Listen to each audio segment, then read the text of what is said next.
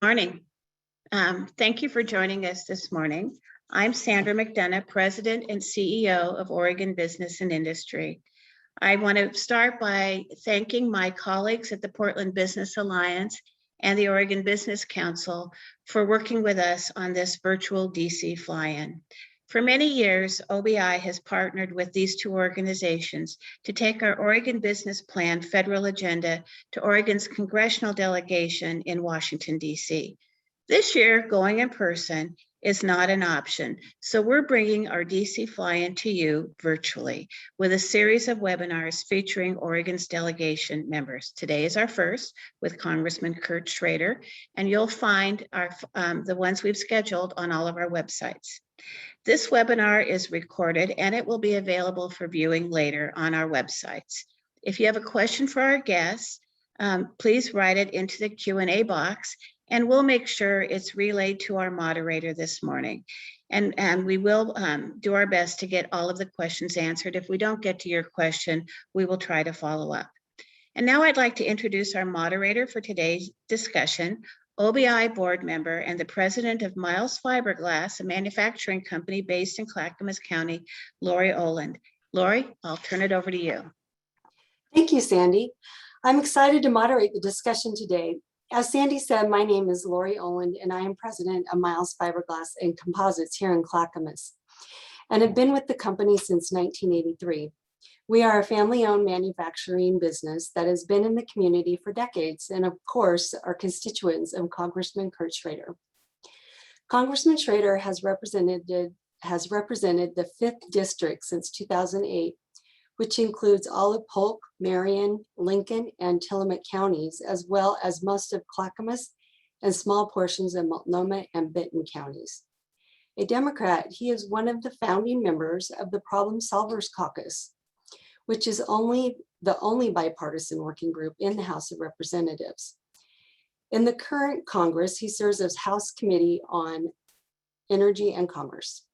I know we only have an hour with you today, Congressman, so I'll jump right in. And thank you so much for being here with us this morning. Let's start with the Problem Solvers Caucus. Bipartisan division seems to be getting only more intense. So this group that you have founded as one of the founders, is a bit of a unicorn in today's political environment.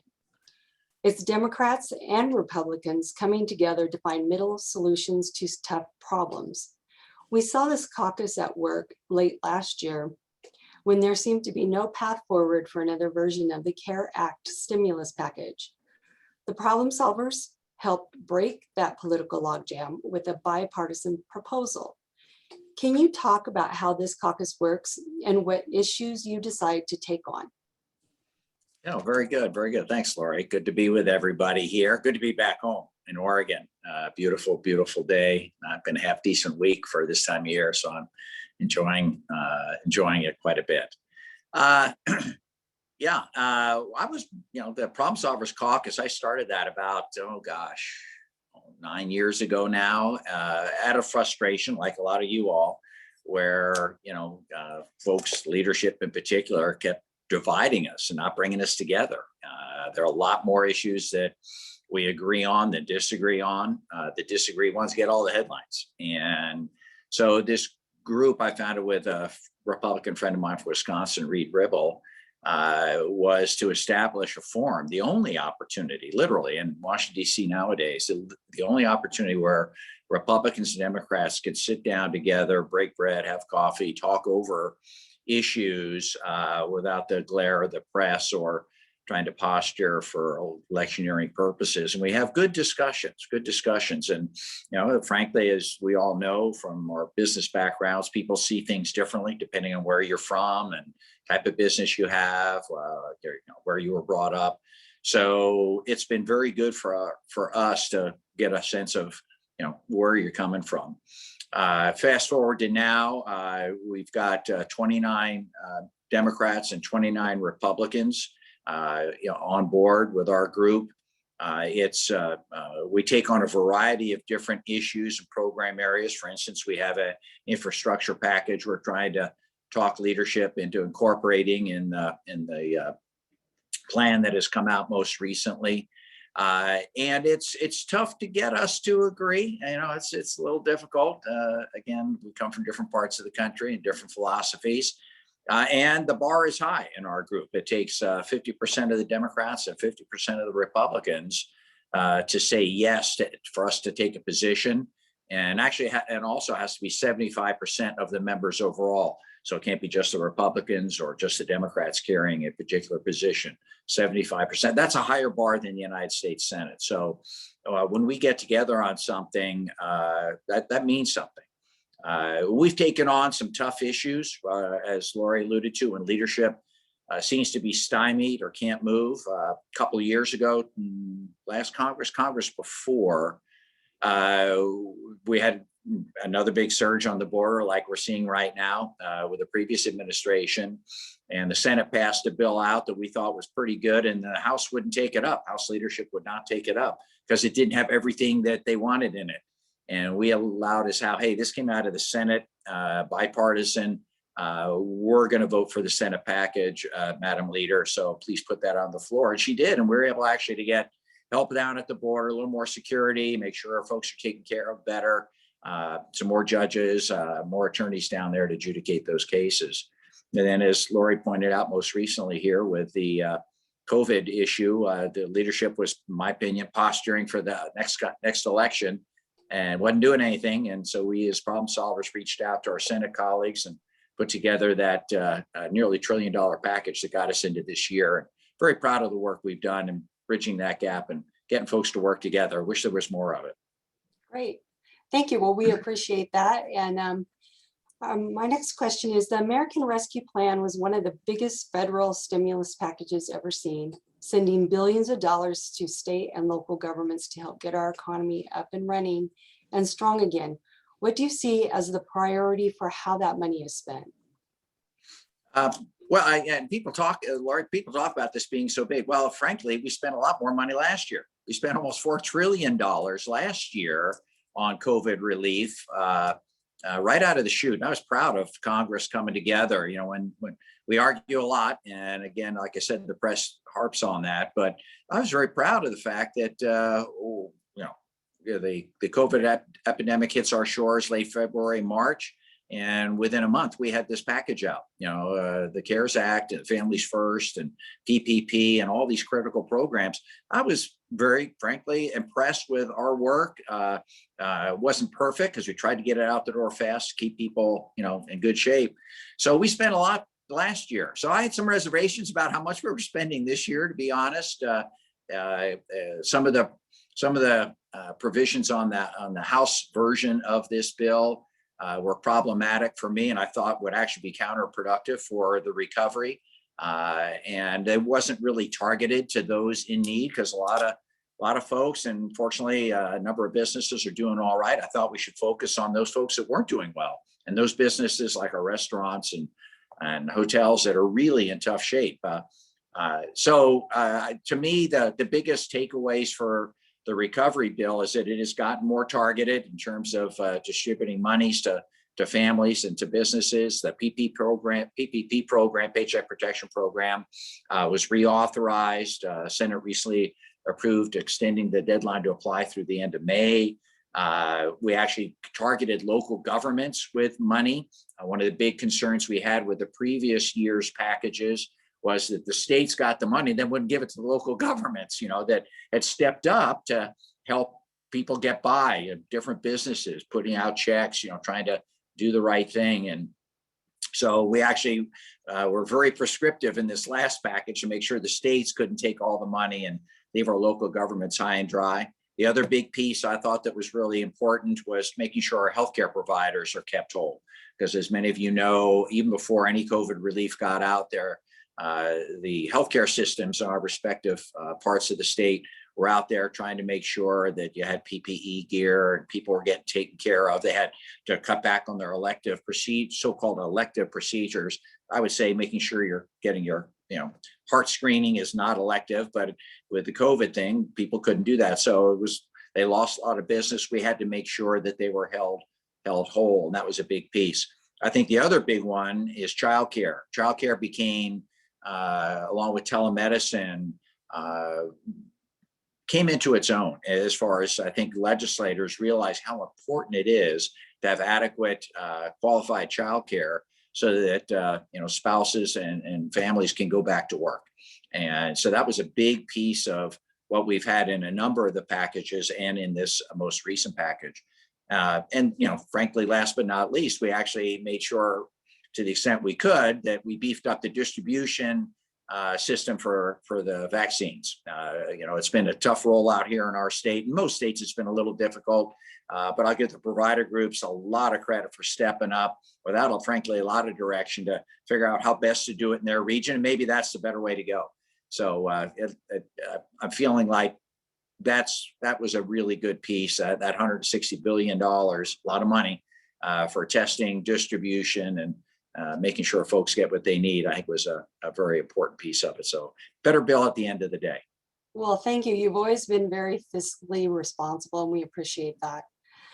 A priority for the Problem Solver Caucus is infrastructure development, and we know the Biden administration is hoping to see a major infrastructure investment bill move through Congress. What do you see as the priorities for Oregon if that bill moves forward? Well, he had a big press conference, I guess, yesterday, more today, and we've seen some rough outlines. And I think most of what's in the infrastructure package matches up very nicely with Oregon's priorities.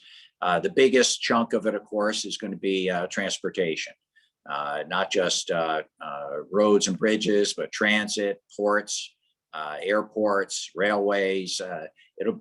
I think it needs to be pretty comprehensive. Our backlog, our needs are huge in Oregon. As you know, Oregon has stepped up over the years and used Oregon Connect program to put some infrastructure out there, but our debt service is now building up where it's tough to do modernization and repair and what have you. So the federal government's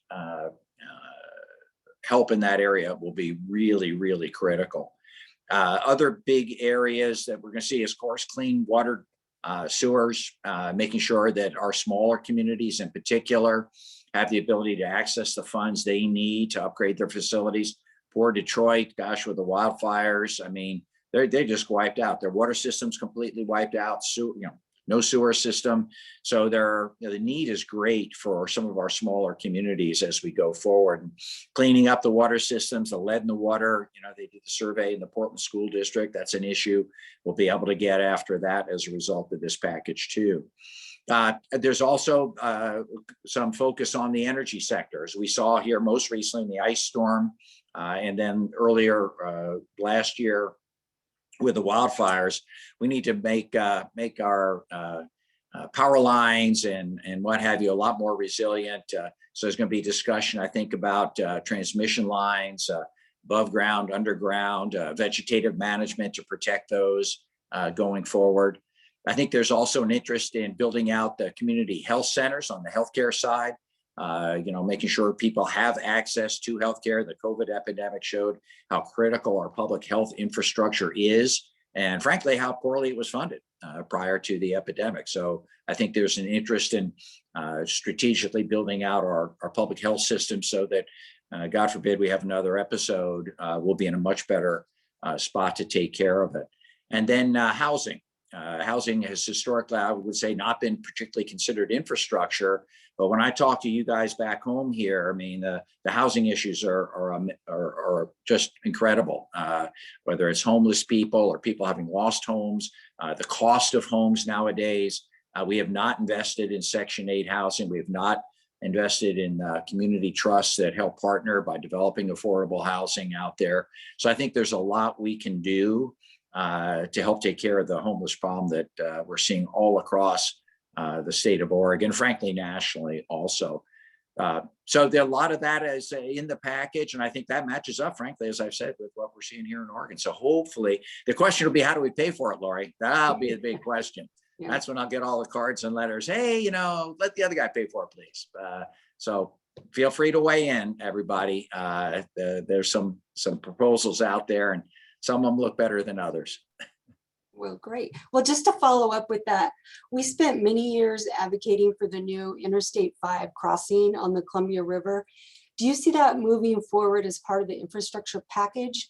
And what do we need to deliver from the two states, Oregon and Washington, to make it happen? I would hope so.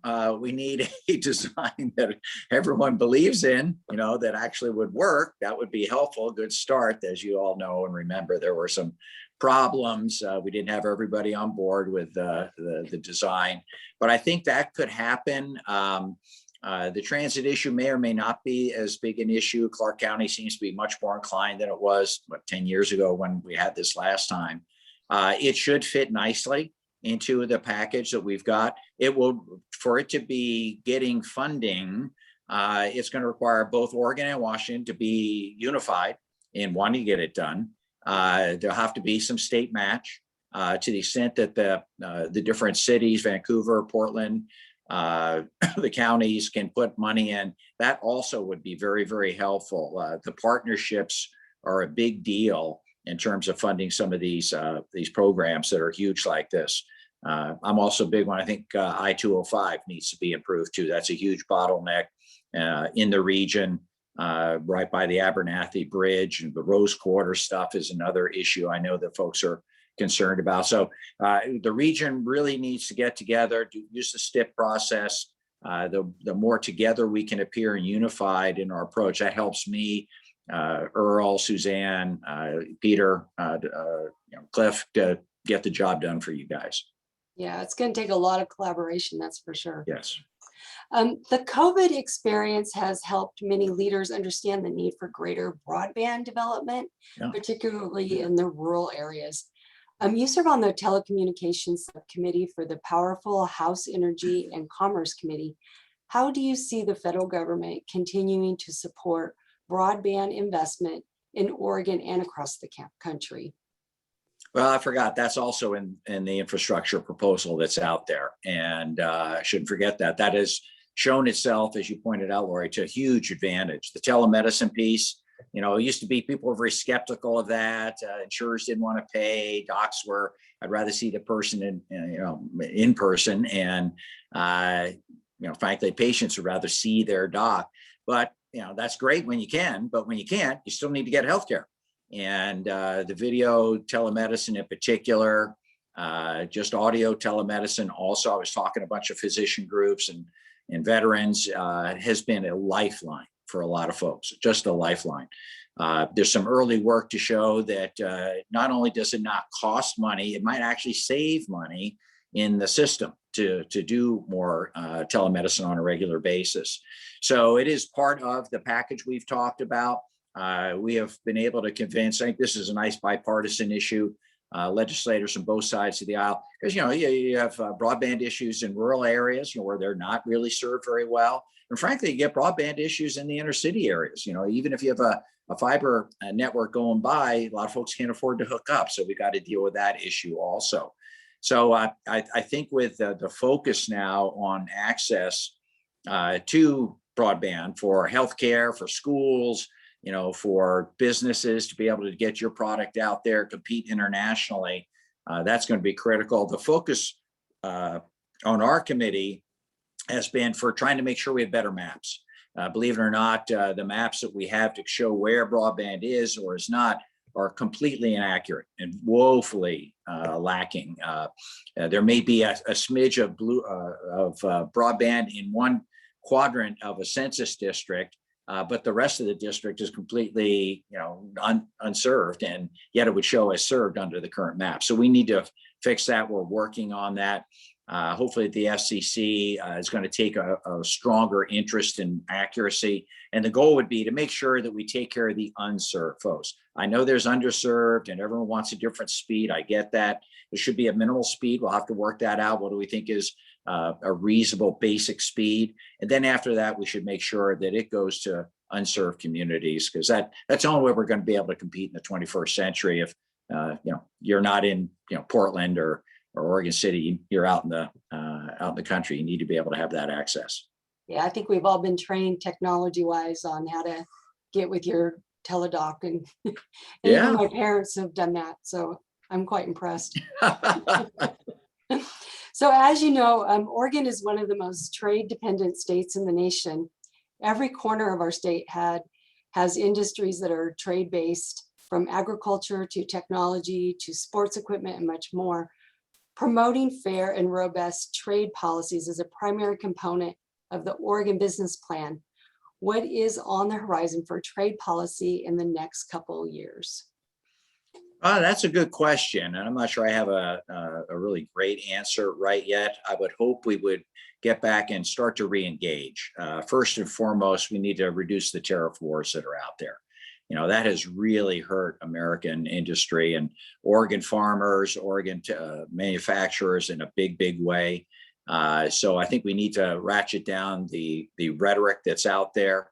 Recognize that this is a smaller world these days, and I'd argue, for the sake of international relations and quieting diplomatic disputes, it's best to have trade with these countries. So where you're interdependent, going to war, doing this stuff is counterproductive, frankly, to the health of your own country. So I'm a big one for re-engaging in a significant way. I was very sorry to see the TPP program not come to fruition in this country. I think that was a huge mistake. We actually got a chance to set the standards. Good news, under the previous administration, we did get the Canada-Mexico trade agreement. That's a big deal. The labor standards in there, pretty robust, would protect American workers and American businesses, making sure we can compete as much as possible on a level playing field with our Mexican and Canadian counterparts. So that is a huge win. So its implementation, making sure everyone plays by those rules, is going to be a big deal over the next 4 years. And hopefully, as I said, re-engaging in the Pacific. That's going to be really, really critical. Oregon has a unique opportunity just because of our geopolitical position on the Pacific Rim. And, you know, they like our products. They trust American agricultural products. You know, they trust the manufacturing that we do here. They know its quality.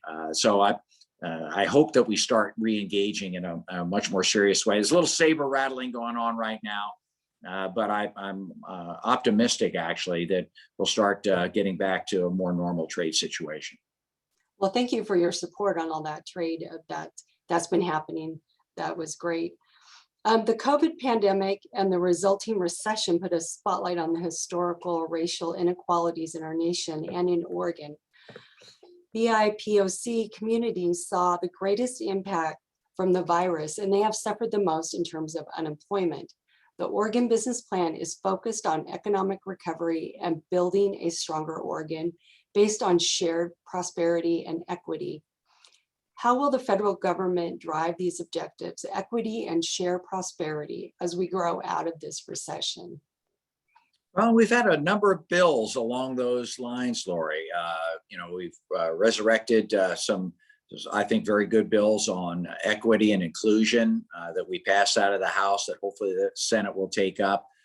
We've got a couple of immigration bills that we've passed out of the House that were bipartisan, one dealing with the Dreamers, another one dealing with the Farm Worker Modernization Act, kind of the tip of the iceberg, hopefully, to breaking the logjam on immigration. You know, we want good policies that good legal immigration systems, so we don't have quite the illegal problems that we do right now. And I think that's going to be huge. It was nice to see Republicans, Democrats get together and creating a path to citizenship for some of the folks who've been working in this country for a long, long time, and make it easier, frankly, for our farmers to get the workforce they need. And next big step is to obviously do a more comprehensive immigration program. And that's also being worked on as we speak. The last COVID package that we passed a month or so ago also reached out in a big way to our BIPOC communities that have, as you pointed out, been disproportionately affected by COVID, trying to make sure that the vaccination clinics and opportunities are in their neighborhoods, making sure that there's an opportunity for them to sign up, improving the public health systems in those neighborhoods to make sure that people can access the healthcare without having to drive, you know, long distances to get the help they need. That's been a real key piece. The housing initiatives that I talked about earlier, also driving for equity. There's a part of the bill that the current administration is proposing that looks good, dealing with resiliency, that talks about making sure that everyone is included in this going forward, that making sure that we don't bypass a lot of these minority communities that have had unfortunately historically suffered because of where they're located and the policies that have put them in a bad spot. So in my Energy and Commerce Committee, we're dealing with a lot of these. I mean, it's just incredible to me on the maternal mortality side that America has one of the highest maternal mortality rates for folks. And that's crazy. That makes no sense. And oftentimes, unfortunately, it's concentrated in these BIPOC communities. So we're looking at these things and going to be a big focus, I think, over the next 2 to 4 years. Yeah, it's so important. Congressman, you recently voted in favor of the PRO Act, which could have significant implications for employers across the country as it rewrites much of American labor law. In prior years, you did not support this proposal. So what changed your mind? Well, COVID, a little bit. Folks are hurting now in a big way. And as you pointed out, I've gone back and forth on this a little bit. I also have reached out to the Senate. I offered several amendments this time to the PRO Act that would have made it much more palatable. I mean, I respect the right to organize. Folks have that ability. Union jobs are great jobs. So I thought it was important to make sure that those folks felt supported, that they had the ability to do what they do and get members best opportunities to, with their employers. So I'm in favor of that, guys. What I didn't like, however, was the idea of joint employer. What happened there was, a lot of the franchises would be sucked into one negotiating position because of a brand name. By that, I mean, the union would be able to negotiate with McDonald's headquarters and wherever it is, and every single small businessman or woman would get caught up in that. And that's not right. These men and women put their life on the line. A lot of minority communities get their start. A lot of minority families get their start with the American dream by buying a franchise and investing their life savings. And they're the ones that hire and fire. So I did not like that provision. I had a couple of amendments to try and remove that. I've talked with some of my senator colleagues. I don't think that will, that provision will get fixed on the Senate side if it even moves forward. And then the independent contractor status. I had a big concern with that, to be frank. The way it's currently framed, it's a California type standard. Like a lot of things in California, not necessarily good for Oregon. And frankly, I would not have been able to hire a relief veterinarian in my veterinary practice when I went to state legislature when I was working at the State House. And that's wrong. That's wrong. So we need better standards there. So I was able to at least draw attention to these and help our Senate, I think, look at those. And end of the day, I with COVID out there, I wanted to make sure that the working families knew I had their back and that there were important provisions that needed to be changed to make sure the small businesses knew we had their back. And hopefully, if it moves forward, and that's questionable in the Senate, it'll be with those provisions fixed. Great. Well, thanks for looking out for the small business.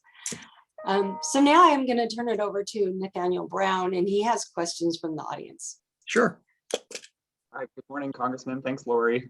We do have several questions from the audience. I'm going to start with Tammy Denny. Tammy, could you introduce yourself and ask your question for the Congressman?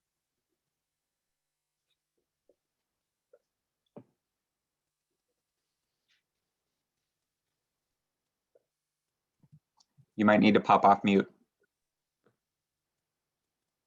Pesky mute button.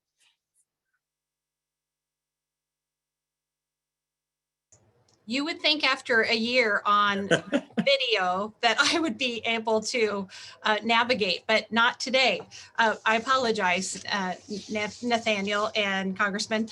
Tammy Denny, Executive Director of the Oregon Cattlemen's Association, and I'm still the new Executive Director, so I know I have a lot to learn in this place. But Congressman, we really appreciate our relationship with you. Thank you for joining today. And as you know, in a recent meeting that we had with you, our ranchers shared with you the devastation that they experienced from the wildfires. Other businesses did as well, including our timber growers. And we're just wondering, in this year's historic wildfire season, if you might have any kind of impressions or viewpoints as to how best for us to prevent and recover from natural disasters in general. But I know that you're very well aware in your district the damage that occurred, and we do appreciate your engagement. So thank you again, sir, for being with us this morning. Hey, thank you, Tammy. Thank you very much. Three of the six major wildfires were in my district. We had the ones over in Lincoln County, the ones in Marion County, and the one in Clackamas County. And it showed, frankly, I think, very strongly, the inadequacies of our fire prevention policies. The fact that Beachy Creek fire was there for a while, and then the winds came along and blew it up into this big thing, means we got to get after things earlier, folks. We have to look at how we're approaching these fires. If they're within a certain proximity of, urban or even rural areas where they're homes, we need to be a little more aggressive going forward. I think we need to have that discussion both at the federal and state level, because we work together on that. The other big piece that became clear is how important my vegetative management bill is. We passed a bill last Congress that would enable the power companies to remove hazardous trees much more easily along their rights of way. And, that would have helped Pacific Power out a whole bunch. But we historically have had problems with the Forest Service and BLM allowing them to do so without rewriting these whole plans, and it takes years, or they get denied. Prineville, there was a huge fire that was caused by a power pole going down, and they tried to go after the power company when the power company had tried to get that tree removed, years before. So that's wrong. We need to. So the passed the bill a couple of years ago. The rules of engagement are only now coming out. So hopefully going forward, I'm going to be on that all the time. It's one of my regular issues I bring up when I talk with the BLM or the National Forest Service on a regular basis. The other big thing, hopefully, that will be helpful, also was supposed to take effect in 2020, but the fires occurred at 2020, was better forest management by the Forest Service. Senator Wyden and I partnered with Senator Crapo and Representative Simpson from Idaho on a wildfire disaster fund prevention.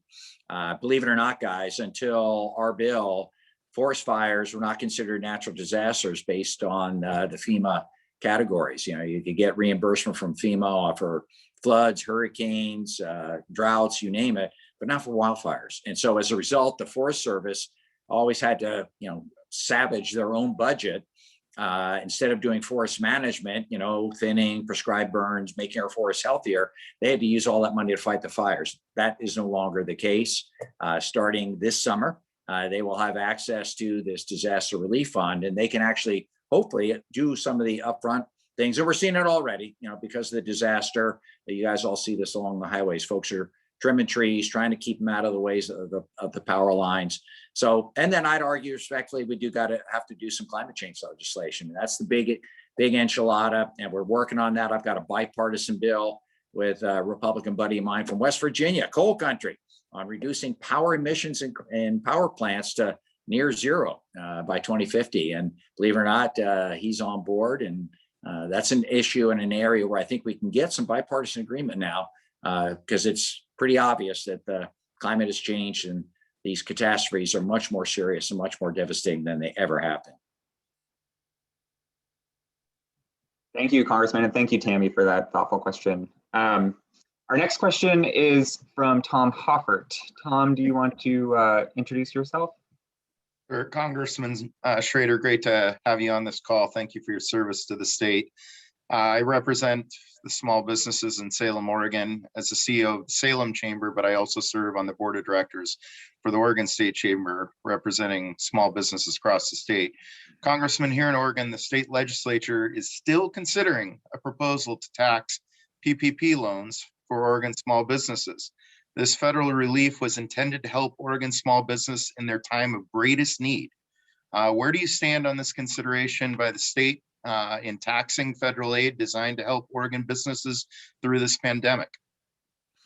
Well, as you know, Tom, I don't have a lot of input there on the state stuff, but I'm not a fan. I mean, we went out of our way at the federal level to make it crystal clear to the Internal Revenue Service that, you know, these PPP loans that are just essential to small businesses' survival were not to be taxable.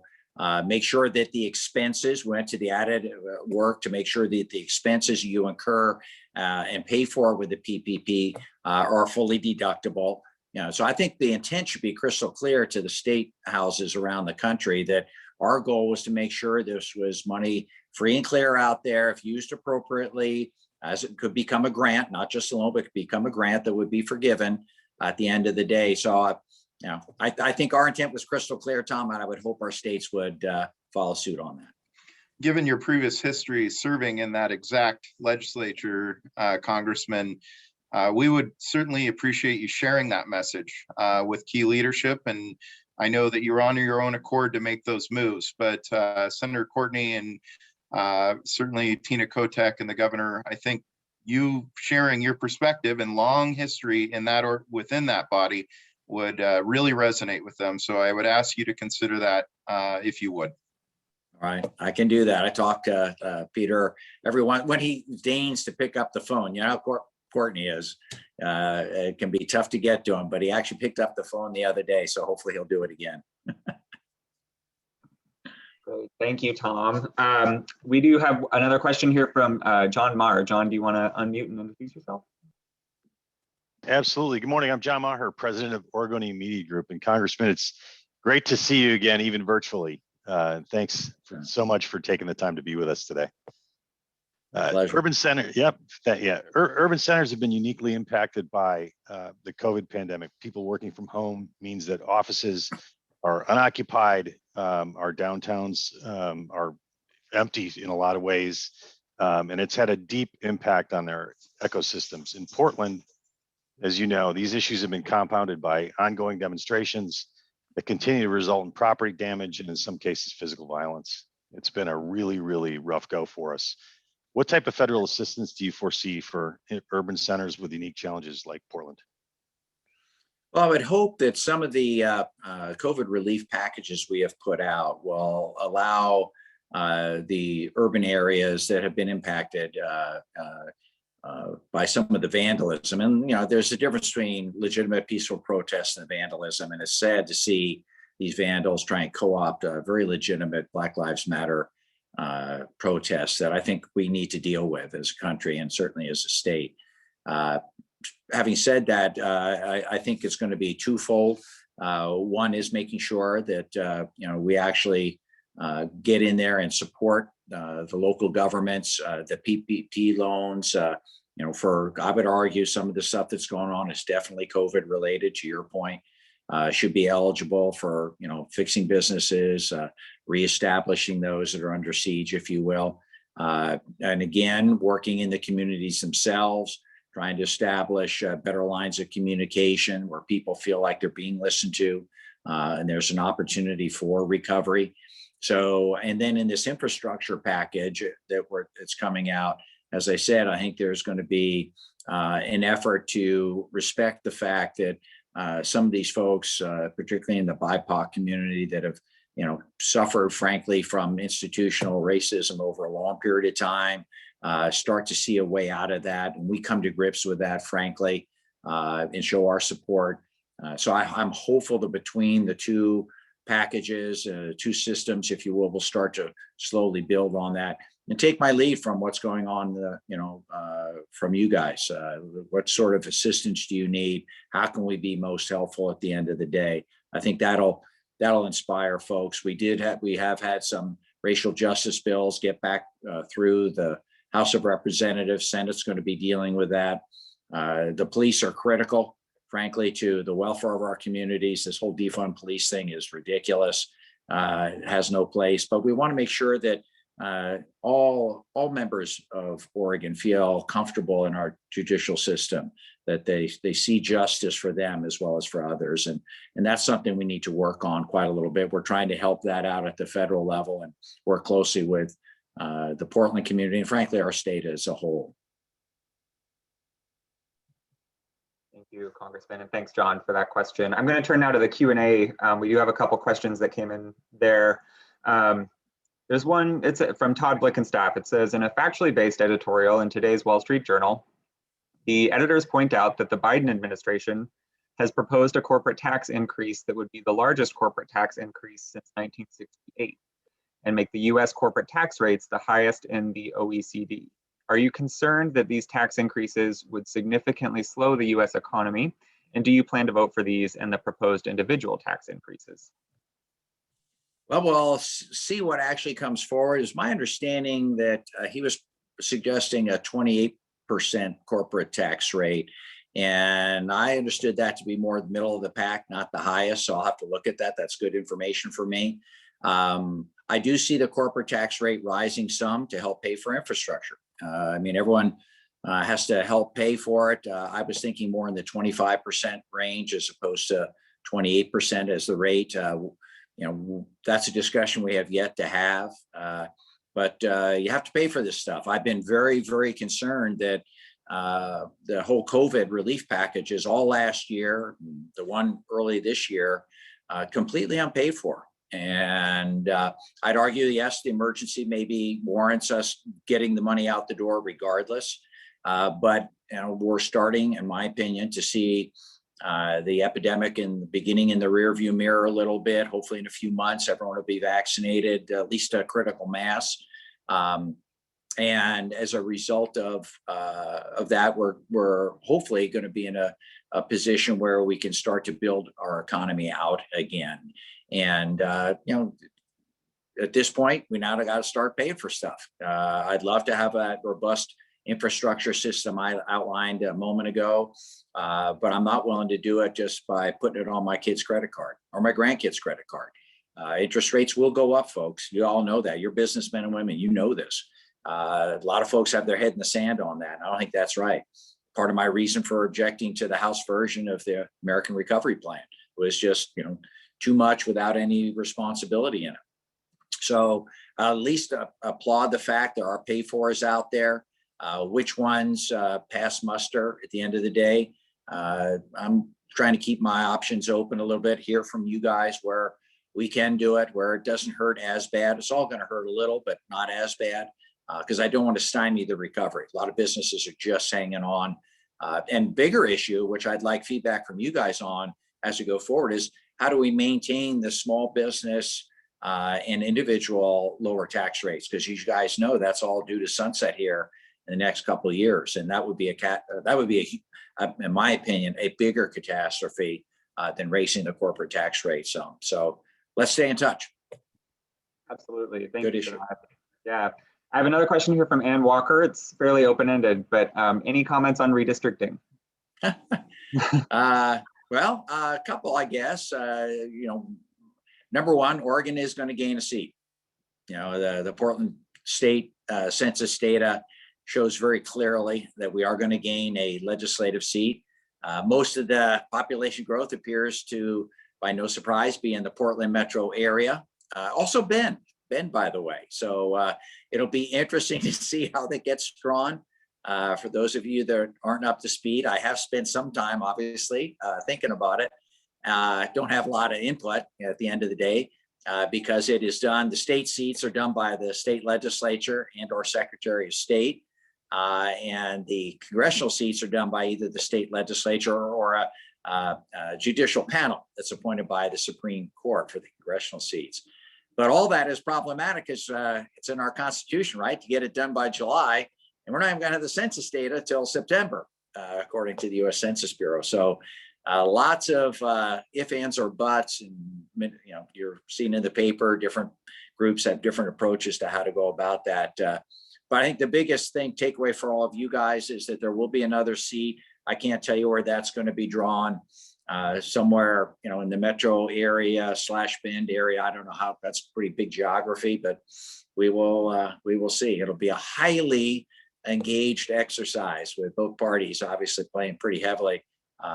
The best thing you can do is testify at the hearings that the state legislature is having about what you see as a community of interest, so that your businesses, your neighborhoods are at least linked together with those that you think it's important to stay linked to, because that is a key criteria in redistricting in our state, is that communities of interest and the districts have to be pretty contiguous, where historically we don't draw much of the gerrymandered, salamander type districts that we see in North Carolina, Texas, some of my other my colleague states. So we're usually a little more upfront in trying to bind communities together. Sometimes it's tough, just given the population the way it is, but that's what I know so far. We'll see what happens. Stay tuned. We may not know anything about what these districts for the state or Congress look like till the first of next year. It'll be interesting to see how that plays out. I do have another couple questions here. You mentioned climate change, but what else, at a high level, is on the agenda for the House Committee on Energy and Commerce? Well, that's a big one. That's a very big one. We're hoping to do something. As I said, I've got the only bipartisan bill, frankly, that deals with climate change, and it affects the power sector, which is responsible for 30+% of the carbon emissions out there.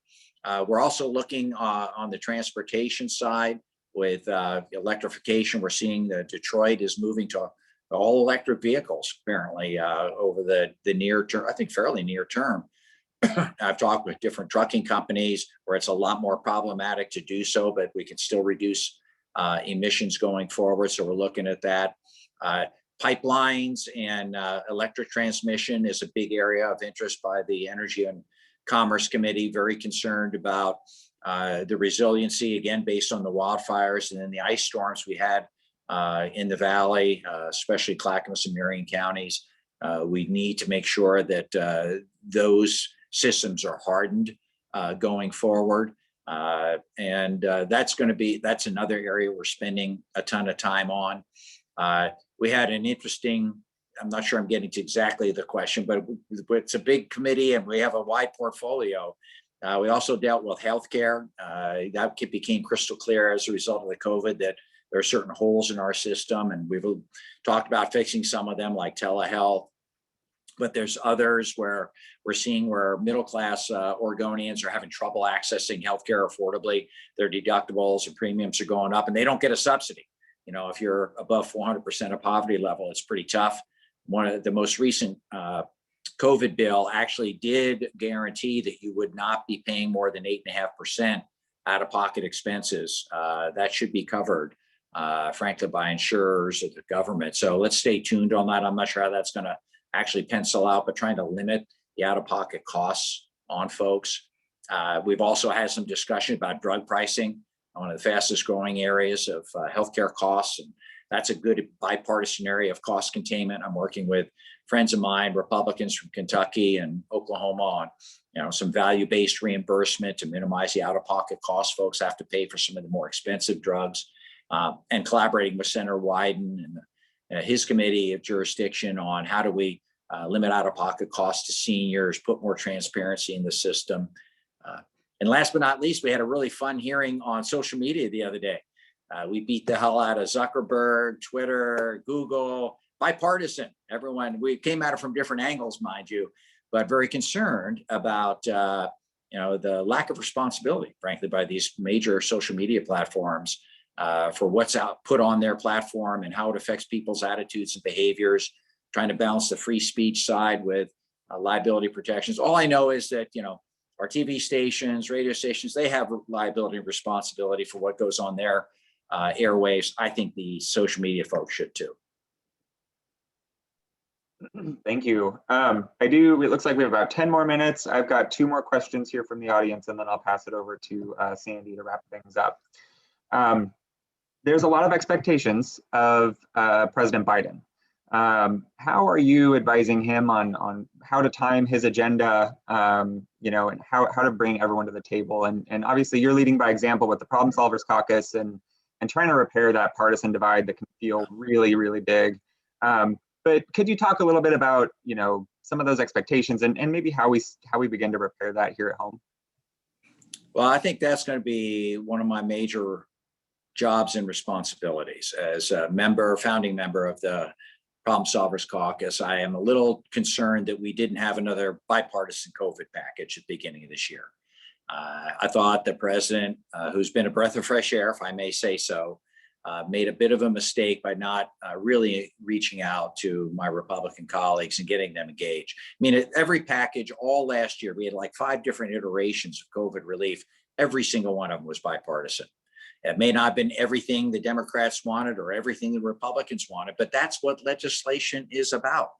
You know, that's what governing is about, is respecting the fact that the other person's position is legitimate and coming to some agreement as a result. And so I was a little concerned. I think that was a bit of an error on the president's part. The infrastructure package, as I said, looks pretty good. I would hope we'd have some honest discussion, bipartisan discussion on the pay-fors.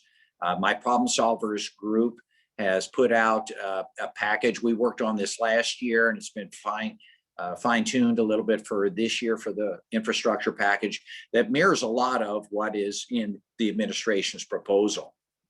So I'm hopeful that we will have a seat at the table. We're going to request the president look and reach out to us, because we're the group that can show him where there's going to be bipartisan support. You know, what tax proposals, what revenue, what user fees actually make sense that we can get bipartisan support on. So that's going to be a major effort on our part. The president, I think, is, again, just by being different and by being Joe Biden, inspires a little more confidence out there. People are feeling, I hope, like they've got some consistent leadership. You may not like everything he's doing, I get that, but gosh, we at least have some consistent leadership out there, and you don't live in fear of waking up in the morning and seeing what President Joe Biden tweeted about. So I think that's a huge comfort to everybody out there. Yes, thank you. So I'm going to leave the last question for Courtney Martin. Courtney, do you want to unmute yourself and introduce yourself and ask your question? Thanks. Yes, great. Hi, good morning, everyone. And again, thank you, Congressman, for being with us here today. Courtney Martin, Public Affairs Director out at Intel. And happy to be here with members of the state's other 3 largest business associations, as you know. And so I have a 2-part question. And the first is, what is your general message to Oregon employers, of which you have the largest and a wide variety of here today? And the second is, what issues do you need to be hearing about from us and from Oregon businesses on, and what can we be helpful with? Good questions. Good questions. I think the big message is that, believe it or not, for the first time since I've been in government service, I can say I'm from the government. I'm here to help you, and I actually kind of mean it. And hopefully, for the most part, doing so. You know, the COVID packages that we've put out have been the goal been to help keep you guys operating and going forward. I've gotten some great intel. I was talking to some business members in a particular sector in our state, realized, and I was informed that, wow, some of the stuff I thought was well-intentioned, going to be great, was actually costing them a problem. So that feedback, to the second part of your question, feedback from you guys about the holes in some of the relief packages where we've been too generous, maybe, in causing a problem, where we haven't been generous enough. It was nice to see the restaurant and hospitality industry get some special attention in this most recent package, given the depth of the problems that they have faced in particular. And going forward, as we do these infrastructure packages, was talked about, these corporate tax rates will be adjusted. And how we adjust them to do minimal damage and yet at the same time help us build the critical infrastructure that Intel and other major manufacturers need to make our country and our state, frankly, competitive. That's the type of balance and information that would really be helpful for me, Courtney, going forward. So the other big piece, I guess, I'd put out there, there's lots, would be immigration. You know, that's a critical piece of you know, our state and our infrastructure and frankly, labor force. A lot of folks do jobs that Americans are not inclined to do. And I still think this is a great country, made greater by the diversity and the growth. We got to make sure American jobs are not displaced, but like to work closely with the business community, what the right balance is to make sure you guys have the skilled and unskilled labor force that you guys need and match up with Americans' workers' ambitions at the same time. So let's just stay in touch. That's a big thing. OBI does a great job, and we stay in constant touch with Sandy and the rest of the crew. And if there's anything you need to get to us on, please reach out. Thank you. Well, Congressman, thank you so much for your time today. I want to just say that the Congressman reached out to us regularly throughout the last year when we were trying to find our way through the COVID pandemic and wanted to know what was going on and what Oregon employers were thinking. And that meant a lot to us. So thank you very much for that, Kurt. We did get comments from the leaders of two iconic Oregon county companies. Sid DeBoer down at Lithia, appreciate you being here and want you to hold the line on taxes because they pay those taxes. And I loved a comment from Mort Bishop of Pendleton. He loves that shirt you're wearing. So keep keep highlighting our wonderful Oregon companies. I liked it too. There you go. We appreciate your being here. And I want to again thank my partners at the Oregon Business Council and Portland Business Alliance for working with us on this virtual DC fly-in. We're going to hear from Senator Merkley on April 21st, Representative Bonamici on April 27th, and Representative Blumenauer on April 28th. And we're scheduling the others, but you were the first, and it was a great way to kick us off. So thank you very much, and we'll be adjourned. Thanks, everybody. Take care out there. Be safe. Good luck. Bye. Bye.